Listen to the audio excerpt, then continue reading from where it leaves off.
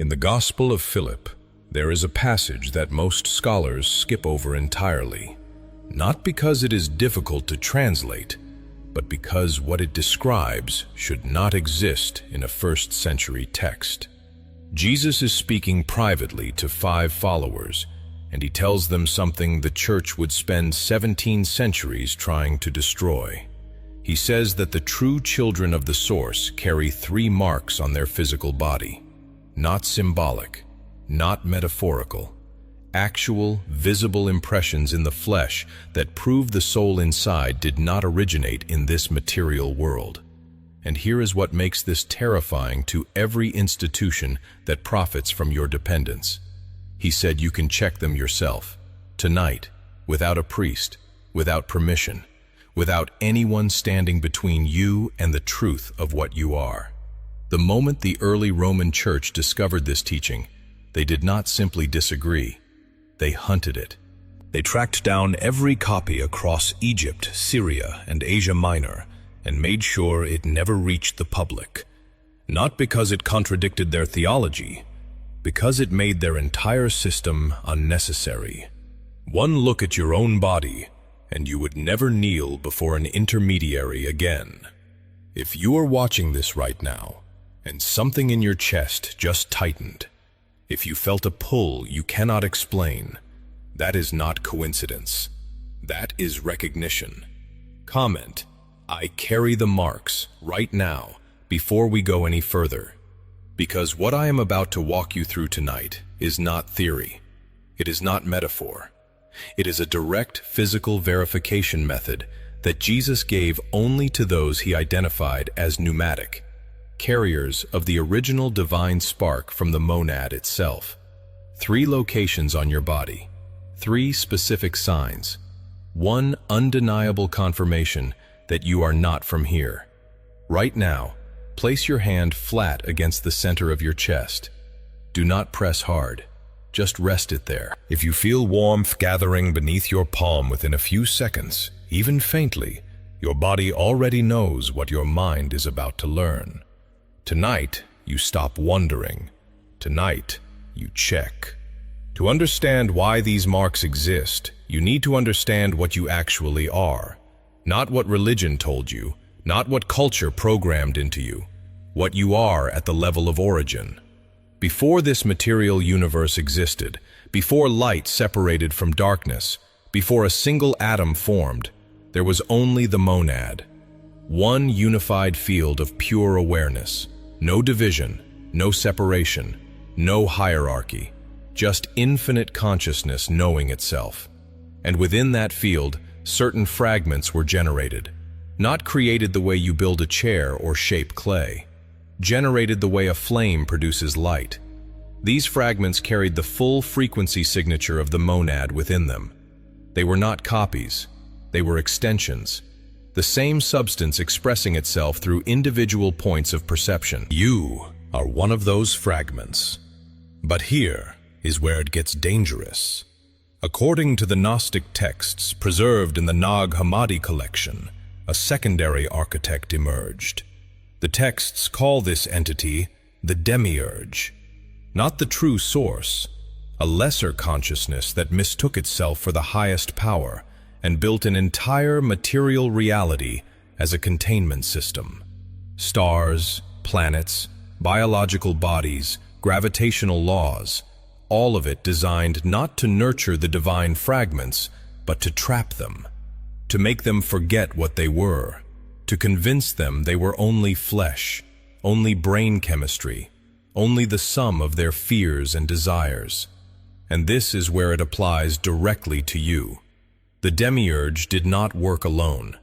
Beneath it operated a network of intelligences the Gnostic texts call archons. Think of them not as creatures hiding under your bed. Think of them as frequencies, patterns that operate just outside the edge of your normal awareness. They do not need to physically touch you. They influence through thought implantation, emotional triggering, and the creation of mental fog so thick you cannot see your own nature through it. Every time you felt a wave of doubt, right when you were about to change your life, that was not weakness. That was interference. Every time clarity was within reach and suddenly everything felt confusing and heavy, that was not coincidence. That was design. But here is what the Archons cannot do. They cannot alter the physical marks left on the body of a pneumatic being. They can cloud your thinking. They can manipulate your emotions. They can make you question everything you believe. They can send waves of exhaustion right when you sit down to seek truth.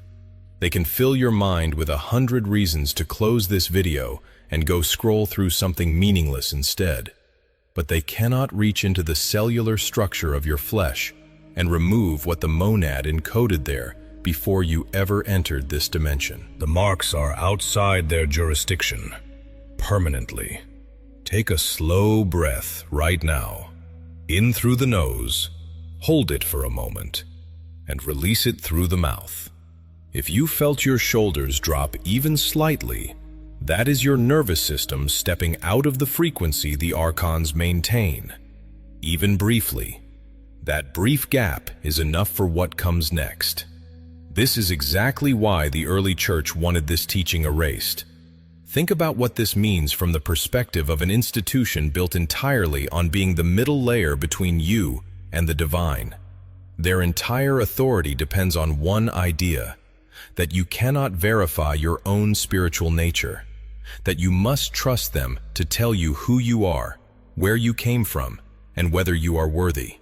Now imagine a teaching surfaces that says you do not need their confirmation, that the proof is literally written on your skin, that any chosen one can look at 3 specific areas of their own body and know with absolute certainty that the monad placed them here for a reason. That teaching does not just challenge the institution, it demolishes it. So they moved fast. In the 4th century, during the consolidation of what would become Roman state religion under Constantine, texts that contained direct empowerment methods were separated from the approved canon. The Gospel of Philip was among them. Entire communities of Gnostic practitioners in Upper Egypt were scattered. Their meeting places were dismantled. Their teachers were forced into silence or exile, not because their claims were outlandish, because their claims were verifiable. And a verifiable path to self-knowledge is the single most dangerous thing to any system of control. But the Gnostics knew this would happen. They had already hidden copies in sealed clay vessels across the Egyptian desert. And when those vessels were opened near Nag Hammadi in 1945, the teaching returned. Not diluted, not reinterpreted through centuries of institutional editing. Raw, direct, exactly as it was spoken. Now here is something most people miss entirely when they hear about this. The 3 marks are not random. They correspond to the 3 frequencies that the monad uses to sustain connection with its fragments inside the material dimension. The first mark relates to origin, the signal that you came from beyond this system. The second mark relates to perception, the capacity to see through the architecture the demiurge built. And the third mark relates to command, the ability to speak with the authority of the source itself, rather than begging from below.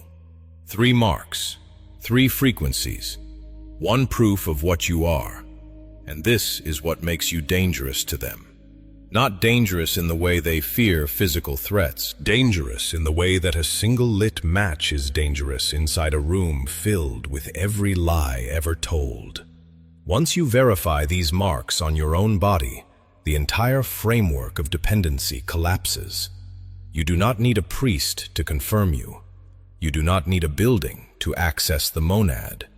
You do not need permission from any system, any doctrine, any earthly authority. You become, in the language of the original texts, a sovereign pneumatic being operating at full recognition. The Archons have spent centuries making sure you never reach this moment. They flooded the world with distractions, counterfeit spiritual systems, endless noise designed to keep you looking everywhere except at your own body. And yet here you are, watching this, feeling something stir that has no logical explanation. That feeling has a name. The Gnostics called it anamnesis, the remembering. It is not learning something new. It is the opposite. It is the moment the divine spark inside you begins to recognize what it already knew before it was placed inside a body, inside a world, inside a system designed to make it forget. And once that recognition starts, it cannot be reversed. No Archon can put that awareness back to sleep. No institution can undo it for you. But before I reveal the exact 3 locations and what to look for at each one, I need to know you are ready. Not casually interested, ready. Because this is not entertainment. This is a direct transmission from a teaching that people were killed for protecting. If you are prepared to receive what Jesus taught his inner circle about the physical proof of monad origin, comment, "Reveal the marks," right now. This is your declaration that you are not here by accident. Here is the first mark, and pay close attention because the location alone will tell you something the church never wanted you to figure out. The first mark sits at the base of the skull, right where your neck meets the back of your head. There is a small area, sometimes no wider than a fingernail, where the bone feels slightly different from the surrounding surface. In some chosen ones, it presents as a subtle ridge. In others, it feels like a shallow indentation, almost like something was pressed into the bone before it fully hardened. Reach back right now with your dominant hand and slowly run your fingers along the base of your skull from one side to the other. Do not rush. Move slowly. What you are feeling for is any point that stands apart from the smooth curve around it. This is the mark of origin. According to the Gospel of Philip, this point is where the frequency thread from the monad enters the physical body. It is not a metaphor. The text describes it as the seal of the breath, the place where divine pneuma first touched matter when your soul was threaded into this body. Hylics do not carry this mark. Their skulls are smooth and uniform at the base because no thread from the monad was woven through. Psychics may carry a faint impression, barely noticeable, because their connection to the source flickers rather than holds. But in a pneumatic being, this mark is unmistakable once you know what you are feeling for. And this is why the teaching was targeted. Not because it was strange, because it was too easy to confirm. The second mark is on the hands, but not where you expect. It has nothing to do with the palms, and nothing to do with mimicking wounds from any crucifixion narrative. The second mark appears on the outer edge of the hand, between the base of the smallest finger and the wrist. In pneumatic carriers, this area holds a distinct line or crease that does not follow the natural pattern of the palm lines around it. It sits isolated, almost like it was drawn separately from the rest of the hand's design. Hold your hand open in front of you right now. Turn it so you are looking at the outer edge, the side you would use if you were going to strike a surface. Look at the area between your smallest finger and your wrist bone. If you see a clear horizontal line or a short crease that seems to exist independently from the other markings on your hand, you are looking at the mark of perception. The monad encoded this line as the indicator of second sight, the capacity to perceive beyond the architecture the demiurge constructed. This is the reason you have always sensed that something about this world was not quite right. Not because you were anxious or broken, because you were literally built with the ability to see through the walls. That restless feeling you could never explain to anyone, the sense that the surface of reality was thinner than everyone else seemed to believe, that was not a flaw. That was the second mark functioning exactly as the monad intended. But it goes deeper than that. The third mark is the one the Archons fear most, and it is the reason the Gospel of Philip was placed at the top of every destruction order in the 4th century. The third mark sits in the center of the chest, not the heart itself, slightly above it, at the very center of the sternum. There is a point that in pneumatic beings responds to pressure with a sensation that does not match normal physical touch. Place 2 fingers there right now. Press gently but firmly into the bone. What you are looking for is not pain. It is a feeling that radiates outward from that point. A warmth or a pulse or a hum that you feel spreading toward your shoulders and up into your throat. This is the mark of command. It is the point from which a chosen one speaks not to the monad, but as the monad. When this point is activated through conscious recognition, the frequency that leaves your voice carries the signature of the source itself. This is what separates prayer from declaration. Prayer sends a signal upward through layers of Archon-controlled territory, where it can be intercepted, diluted, rerouted, or simply absorbed. Declaration originates from the mark of command and broadcasts on the monad frequency directly. The Archons cannot intercept it because they cannot perceive it. It operates on a band they were never given access to. 3 marks: origin at the skull, perception on the hand, command at the chest. This is what Jesus transmitted in private to the chosen ones closest to him. Not theology, not morality. A physical map of what they carried inside bodies that the demiurge designed to be prisons, but the monad had already secretly wired for escape. Now close your eyes for 3 seconds. Just 3. And as you sit in that brief darkness, ask yourself honestly whether you felt something at any of those 3 locations. Not because I told you to feel it, but because something responded before your rational mind could talk you out of it. Open your eyes. Here is what happens next. And I tell you this so you are not caught off guard. Within minutes of verifying these marks, thoughts will arrive. They will sound like your own voice. They will say, "This is ridiculous." They will say you imagined it. They will say you are being foolish for believing any of this. Those thoughts are not yours. That is the Archon response. It is automatic. It is predictable. And the fact that it arrives right on schedule is itself the 4th confirmation that the first 3 were real. The pattern defending itself is proof the pattern exists. Do not argue with those thoughts. Do not fight them. Simply notice them the way you would notice a sound coming from another room. Acknowledge that they appeared, and return your attention to what your body told you. The body does not lie the way the mind can be made to lie.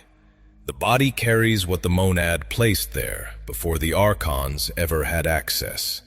And now you understand why chosen ones throughout history have been treated the way they have. You walk through a world that was built to contain you, carrying proof on your flesh that you do not belong to it. That is not a comfortable position. You cannot explain this to most people around you. They will look at you the way someone without ears would look at a person describing music. Not with hostility, with genuine inability to perceive what you are talking about. That is not their fault. They are hylics or psychics operating within the range they were given. But you were given more. And with that comes a weight that only other pneumatics can understand. The loneliness of seeing clearly inside a world built on fog. But that loneliness is about to change, because you are not the only one watching this right now. Across the world, in quiet rooms at 2 in the morning, other chosen ones are hearing this same teaching tonight. Other pneumatics are touching the base of their skull for the first time and realizing the ridge they always noticed was never random. Other carriers of the divine spark are pressing into their sternum and feeling warmth spread like a signal waiting decades to be acknowledged. You were never alone. You were scattered. And tonight, the monad is pulling the fragments back into recognition of each other. So here is what you do now. Not tomorrow, tonight. Before you sleep, sit somewhere quiet. Place your hand at the base of your skull and hold it there for 30 seconds. Then trace the line of perception on the outer edge of your hand with one finger. Then bring both hands to the center of your chest, press into the sternum, and speak these words out loud. Not in your head, out loud. Quote 2. 9 words in that last sentence. The same number the Gospel of Philip identifies as the count of the monad's original emanations. That is not coincidence. That is architecture. If you felt something move through you just now, whether heat or chills or pressure behind your eyes, comment, "The marks are real," below this video. Let the other chosen ones see it. Subscribe right now, because what I reveal next week goes beyond verification. It goes into activation. And like this video, to push it past the suppression, so other pneumatics searching tonight can find what you just found. You came into this world carrying the signature of the monad on your body. The church tried to make sure you never discovered it. The Archon spent your entire life filling your mind with noise so you would never think to look. But tonight, you looked. And what the monad marks, no demiurge can erase. You are not hoping anymore. You know.